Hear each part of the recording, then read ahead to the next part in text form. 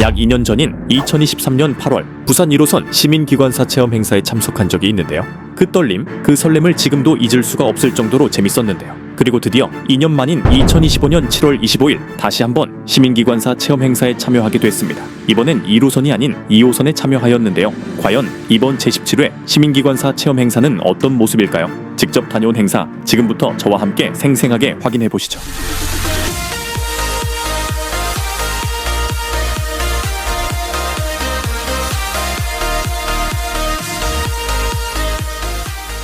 여기는 부산 2호선 차량기지가 있는 호포역. 이곳에서 오늘의 체험 행사인 시민기관사 체험 행사가 진행됩니다. 이번 행사는 1호선부터 3호선까지 총 3개의 노선에서 각 호선 차량기지에서 동시에 진행되고 총 인원은 1호선과 2호선은 30명, 3호선은 20명으로 총 90명이 해당 행사에 참여하게 되었습니다. 저는 2호선에 지원했기 때문에 이렇게 호포역에 오게 되었습니다. 시간이 되고 인원 체크 후 드디어 행사가 시작합니다. 우선 차량기지 내 교양실에서 기본적인 OT와 안전교육을 받습니다. 오늘의 일정을 살펴보면 먼저 실제 전동차와 비슷하게 구현된 모의운전 연습기 체험을 한 후 차량기지 건물 내부를 둘러본 다음 실제 전동차에 탑승해서 출입문 비상개폐 체험을 하고 마지막으로 실제 본선에 진입해서 마지막으로 왕복 운행을 하면 행사가 끝이 납니다.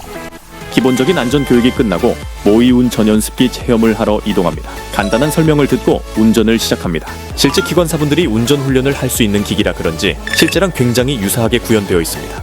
그렇게 센텀시티역에 도착하는데 과연 정위치를 맞출 수 있을까요? 네, 오버했고요. 같이 간 소콘도 운전을 해봅니다. 센텀시티 밀락 구간을 운전하는데 여기 이제 센텀에서 밀락 가는 구간이 위에 수영장이 있어서 여기 위에는 지금 강이 흐르고 있어요. 만약 열차 속도를 초과하면 어떻게 될까요? 이제 속도 초과하면 주소리가 계속 나는 거예요. 그대로 가만히 있으면 속도 쭉 줄어들 거예요. 과연 친구들은 잘 설 수 있을까요? 과연 잘 정차할지? 오, 되고 있으네. 안쪽에는 열차 출입문과 안전문까지 구현되어 있는 시뮬레이터까지 있었습니다. 그 다음으로 기관사분들이 운행 나가기 전 무조건 가야 하는 승무적합성 검사를 하는 곳으로 이동합니다. 지금 직원분이 들고 있는 것이 음주 측정기인데 굉장히 특이하게 생겼네요. 이렇게 음주가 아니면 저렇게 초록색 불이 나옵니다. 다음으론 관제센터로 이동하는데 이곳은 내부가 촬영 불가라서 대신 관제실 풍경을 보여드리면 이렇습니다. 바로 앞에 낙동강과 차량기지가 한눈에 보입니다. 그렇게 차량기지 내부를 둘러보고 드디어 실제 전동차로 이동합니다. 제가 오늘 탑승할 열차는 11편성 차량입니다. 그런데 바로 본선에 들어가는 건 아니고요. 다른 열차들의 입출구를 방해하지 않도록 먼저 유치선으로 이동하게 됩니다. 밖을 보면 열차들이 오가는 수많은 선로들이 펼쳐져 있는 모습이 보이는데요. 이런 풍경을 보는 것만으로도 꽤 흥미롭습니다. 유치선에 도착한 후엔 곧바로 출입문 비상 개폐 체험이 시작됩니다. 방법은 생각보다 간단합니다. 출입문 아래쪽에 있는 호크를 당기면 하고 공기 빠지는 소리가 나요. 그 다음엔 양쪽 문을 직접 손으로 열어주면 됩니다. 이렇게 하면 비상 상황에서 직접 출입문을 열고 탈출할 수 있게 되는 거죠. 지금은 오로지 공기 힘 없이 사람의 힘만으로 이제 열고 당길 수 있게 해놓은 상태라 가지고 이렇게 비상시에는 이렇게 열어놓은 상태로 비상사다리도 이렇게 펼쳐놓고 여기를 대피를 하고 이런 식으로 활용하는 거예요. 혹시 실제 상황에서 이런 일이 생기면 오늘처럼 침착하게 대응하면 됩니다. 그리고 평소에는 절대 볼 수 없는 도어 엔진부도 보여주셨는데요. 실제 운행 중에는 항상 닫혀 있어서 볼 수 없지만 이렇게 가까이서 직접 보니까 정말 신기하고 색다른 경험이었습니다. 기계가 작동하는 구조를 눈앞에서 보니 평소엔 당연하게 느껴졌던 출입문 하나에도 이렇게 복잡한 기술이 들어가 있다는 걸 새삼 느꼈습니다. 출입문 개폐 체험을 마치면 이제 본격적인 전동차 운전 체험으로 넘어갑니다. 이번에도 지난번처럼 본선 구간에서 체험을 진행하게 되는데요. 시간이 되자 드디어 본선 진입. 하지만 본선에는 실제 승객을 태우고 운행 중인 열차들이 계속해서 지나가고 있기 때문에 저희 열차가 절대 방해되지 않도록 열차와 열차 사이 간격을 정확히 맞춰서 운행하게 됩니다. 그리고 이 열차에는 승객이 타면 안 되기 때문에 역에 도착하더라도 출입문이나 스크린도어는 열리지 않습니다. 그저 정차만 하고 곧바로 다시 출발하죠.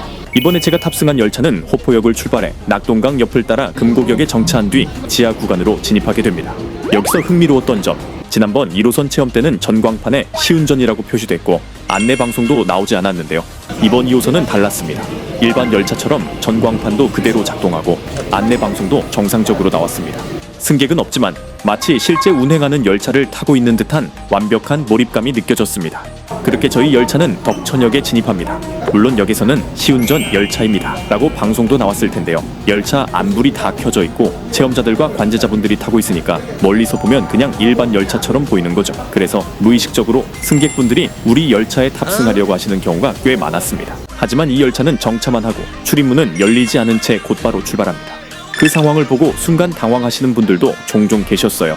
이런 일이 모든 역에서 있었지만 특히 환승역에서는 훨씬 더 자주 일어나더라고요. 그리고 이어서 도착한 사상역, 여기서도 마찬가지입니다. 출입문 앞에 승객분들이 서서 기다리고 계셨지만 문은 열리지 않고 저희 열차는 그대로 지나갑니다. 체험하는 입장에선 조금 특별한 경험이지만 승객분들에겐 조금 당황스러웠을 수도 있겠다는 생각이 들더라고요. 그래서 기관사분들이 이런 제안을 주셨어요. 페드로 글자 큼직하게 써가지고 승객들한테 함 보여줘봐라 키읔. 그래서 이렇게 한번 해봤습니다. 유동인구가 많은 서면역에서 이 글자를 한번 출입문을 통해 승객들에게 한번 안내해봤습니다. 이렇게 해야 유튜브 각이 나온다는 기관사분들의 말씀에 제가 직접 한번 해보겠습니다. 과연 승객들 반응은? 영상에는 잘 안 잡혔는데요. 승객분들이 진짜 단체로 우참 중이셨습니다. 사진 찍으시는 분도 계셨다는, 확실히 안내가 되니까 타려는 분들은 거의 없었는데요. 문제는 서면 출발하자마자 갑자기 밀려오는 현타. 그렇게 수영역과 멕시코역 등을 지나 열차는 점점 마지막 종착역인 장산역에 가까워집니다. 이렇게 차내 안내 방송까지 할 수 있습니다. 장산역에 도착한 뒤에는 운전실 위치가 바뀌어야 하기 때문에 이제 저희도 뒤쪽 차량으로 이동합니다. 잘 보면 열차가 장산역 승강장을 지나서 조금 더 앞으로 이동하는데요. 이곳이 바로 회차선입니다. 이 회차선에서는 기관사분들이 반대쪽 운전실로 자리를 옮겨서 열차를 다시 반대 방향으로 운행할 준비를 하게 됩니다. 장산역 회차선에 도착한 뒤 처음으로 운전실에 직접 들어가 봤습니다. 창밖으로 보이는 회차선의 규모도 꽤 인상적이었는데 기존에 봐왔던 다른 노선의 회차선보다 훨씬 넓어 보입니다. 이유를 들어보니 심야 시간에는 이곳에서 최대 8대의 열차가 동시에 추박한다고 합니다. 그래서 다른 회차선보다 좀 더 크고 여유 있는 구조로 만들어졌다고 합니다. 시간이 지나고 우리 열차는 장산역 회차선을 출발합니다. 회차선에 들어온 것만으로 굉장히 신기한데 이렇게 정면을 보면서 이동하니 더욱 신기하였습니다. 열차는 장산역에 진입합니다. 시민기관사 체험을 하면서 작지만 꽤 웃긴 해프닝도 하나 있었습니다. 당시 저희 열차는 해운대역에 진입 중이었는데요. 속도가 생각보다 빨랐던 탓에 정차 위치를 엄청나게 지나쳐 버렸습니다. 기관사분도 멈추기 어렵다고 판단하셨는지 결국 그냥 무정차로 통과해버리셨어요. 차내 LED도 당황했는지 열차는 이미 동백역에 도착했지만 LED는 아직도 해운대역으로 표시되었죠. 어느덧 열차는 밀락역을 출발해서 수영역 방향으로 향하고 있습니다. 이 구간은 곡선 방향이 꽤 심한 일명 드리프트 구간이라 불리는 곳인데요. 그래서 열차가 속도를 아주 천천히 줄이며 조심스럽게 지나갑니다. 그리고 이 구간엔 2호선과 3호선이 연결되는 선로도 하나 숨어 있습니다. 사실 이 연결선로는 3호선 대저 차량기지가 위치한 강서구 쪽의 지반이 약하다 보니 중정비를 2호선 호포 차량기지에서 대신 진행하기 위해 만들어진 선로예요. 그래서 3호선 열차가 이 연결선을 통해 2호선 구간으로 넘어와서 정비를 받게 되는 거죠. 하지만 아쉽게도 저희가 향하는 양산 방향이 아니라 반대편인 장산 방향 선로와 연결돼 있어서 이번 주행 중에는 그 연결선을 직접 보기 어렵습니다. 그렇게 열차는 수영역을 출발해 광안역으로 향합니다. 이때 오른쪽을 잘 보시면 선로가 하나 더 있는 게 눈에 들어옵니다. 광안역에서도 심야 시간에 열차가 주박, 즉 야간 주차를 하기 때문에 추가로 마련된 주박 선로입니다. 그래서 이 구간을 지나다 보면 일반 열차 선로 옆에 나란히 있는 또 하나의 선로를 볼 수 있는 거죠. 그리고 시민기관사 체험 중 중간에 열차에서 하차할 수도 있는데요. 이럴 땐 맨 앞쪽 출입문을 수동으로 열어서 이렇게 직접 내릴 수 있습니다. 시간이 지나 열차는 동원역 인근을 지나고 있는데 이곳은 반지하 구조다 보니까 멀리서 역 위치를 정확히 파악하기가 조금 어렵더라고요. 그리고 동원역을 출발하면 드디어 지상 구간에 진입합니다. 확실히 지상 구간 특유의 개방감이 느껴집니다. 열차는 금고격 방향으로 완만한 오르막 구간을 올라가는데요. 그나저나 진짜 이 풍경은 말이 필요 없었습니다.